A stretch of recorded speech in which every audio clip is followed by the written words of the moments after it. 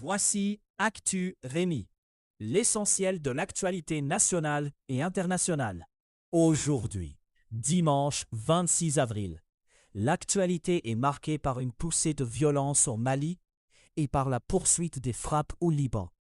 Au Canada, des décisions politiques et judiciaires retiennent l'attention, pendant que science, climat et économie complètent ce tour d'horizon.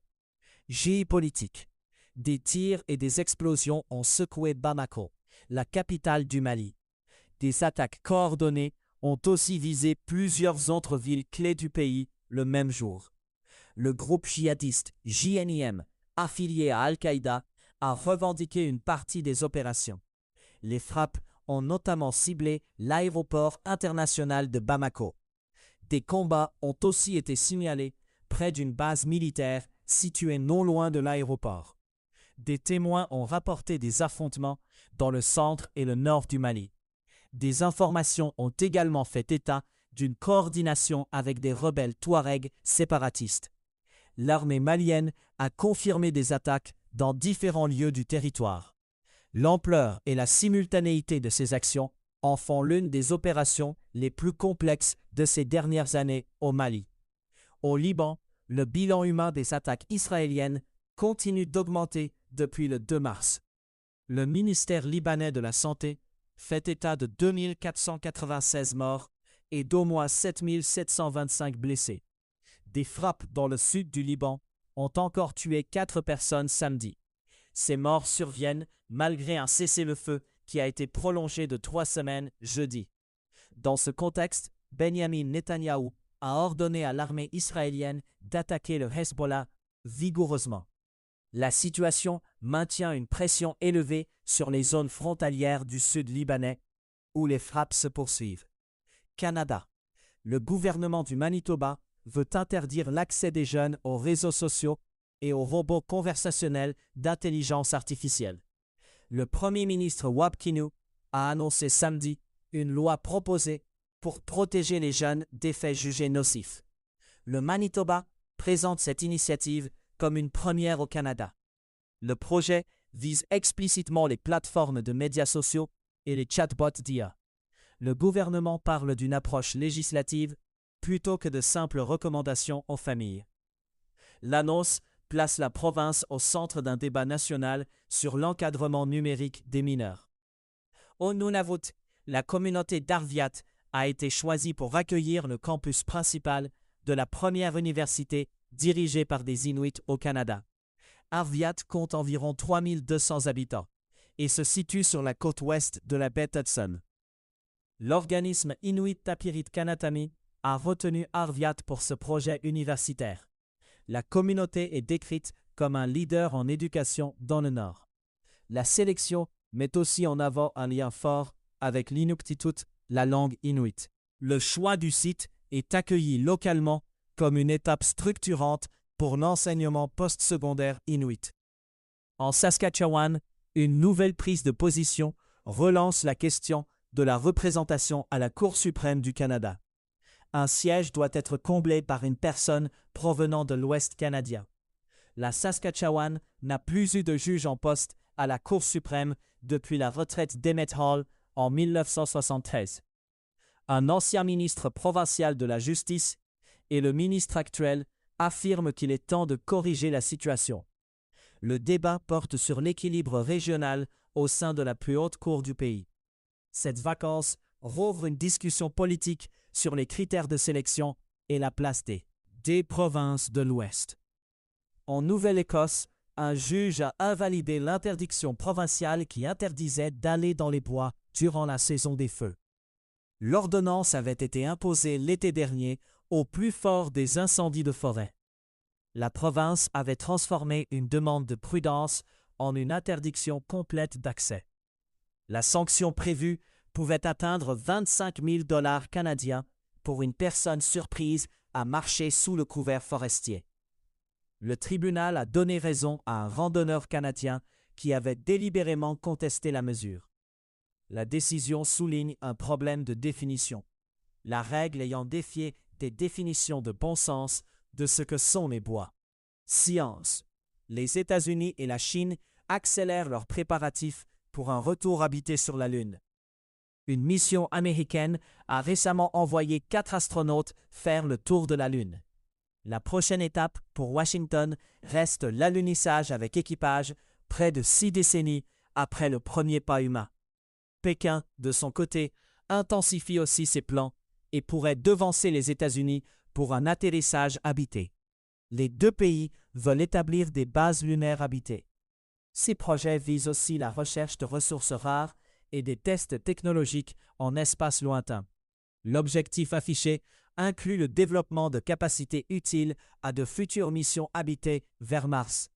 La compétition se joue autant sur le calendrier que sur la capacité à maintenir des infrastructures durables. Dans la recherche médicale, la lutte contre la maladie d'Alzheimer avance, mais à un rythme jugé lent. Un premier médicament parvient à ralentir la progression de la maladie. Ce ralentissement reste toutefois inférieur à ce que la communauté médicale et les patients espèrent. L'enjeu immédiat concerne la capacité à préserver plus longtemps l'autonomie des personnes atteintes. Les attentes portent sur des gains cliniques plus marqués, au-delà d'un effet modeste. La progression graduelle rappelle la complexité biologique de cette maladie neurodégénérative. L'Ukraine commémore le 40e anniversaire de la catastrophe nucléaire de Tchernobyl. L'explosion de la centrale reste le pire désastre nucléaire civil de l'histoire. Cette commémoration survient alors que l'invasion russe dure depuis 4 ans. Le contexte de guerre ravive des inquiétudes sur la sécurité du site nucléaire. Les autorités et observateurs évoquent un risque de nouvelles catastrophes radioactives. L'anniversaire met en relief la fragilité des infrastructures nucléaires en période de conflit prolongé. Climat. En Mauricie, un violent incendie a frappé le village médiéval de Bicoline, à Saint-Mathieu-du-Parc. Les équipes ont fini par maîtriser l'incendie. L'événement rappelle la vulnérabilité de sites touristiques et patrimoniaux face aux sinistres, même lorsqu'ils sont circonscrits. Monde. À Washington, une fusillade a interrompu le dîner des correspondants de la Maison-Blanche. Donald Trump a été évacué du Washington Hilton pendant l'événement. Le site s'est transformé en vaste scène d'enquête policière, avec des membres du cabinet forcés de se mettre à couvert. Les forces de l'ordre fédéral et local annoncent qu'un suspect a été arrêté. Donald Trump a déclaré avoir parlé à un agent des services secrets touché sur place. L'agent a été atteint dans le gilet pare-balles et Trump a affirmé qu'il va très bien. La soirée marquait la première participation de Trump à ce dîner en tant que président, après des années de boycottage. Les discussions visant à obtenir un cessez-le-feu entre les États-Unis et l'Iran se sont enlisées, alors que le conflit approche les 2 mois. Donald Trump a annulé un déplacement prévu de ses principaux envoyés vers le Pakistan. Le président a justifié sa décision en disant qu'il n'y avait aucun intérêt à s'asseoir et parler de rien. Téhéran a indiqué qu'il ne négocierait pas tant qu'il se disait menacé. L'Iran avait aussi affirmé qu'aucune rencontre directe n'était prévue avec une délégation américaine. Dans les heures suivant l'annulation, Trump a aussi soutenu que l'Iran avait révisé sa proposition très rapidement. Des élections municipales se sont tenues en Cisjordanie occupée et dans une partie de la bande de Gaza. Le vote de samedi constitue, pour un secteur de Gaza, un premier scrutin de ce type en plus de 20 ans. Des dizaines de milliers de Palestiniens ont aussi voté en Cisjordanie le même jour. Le scrutin n'inclut pas la participation du Hamas et d'autres groupes, selon les modalités annoncées. L'organisation de ces élections locales intervient dans un contexte politique fragmenté entre territoires palestiniens. Le caractère partiel du vote à Gaza limite toutefois la portée institutionnelle immédiate du scrutin. Au Mexique, le gouvernement affirme que 2 agents fédéraux américains morts dans un accident n'étaient pas autorisés à participer à une opération locale. Les 2 hommes ont péri dans un accident de voiture dans le nord du pays. Les autorités mexicaines disent qu'ils n'avaient pas de permission pour opérer sur le territoire mexicain. L'accident est survenu après une opération dirigée par le Mexique visant la destruction d'un laboratoire de drogue. Des informations publiques ont associé ces agents à la CIA. L'épisode soulève une question de coordination et d'autorisation entre services américains et autorités mexicaines. Économie.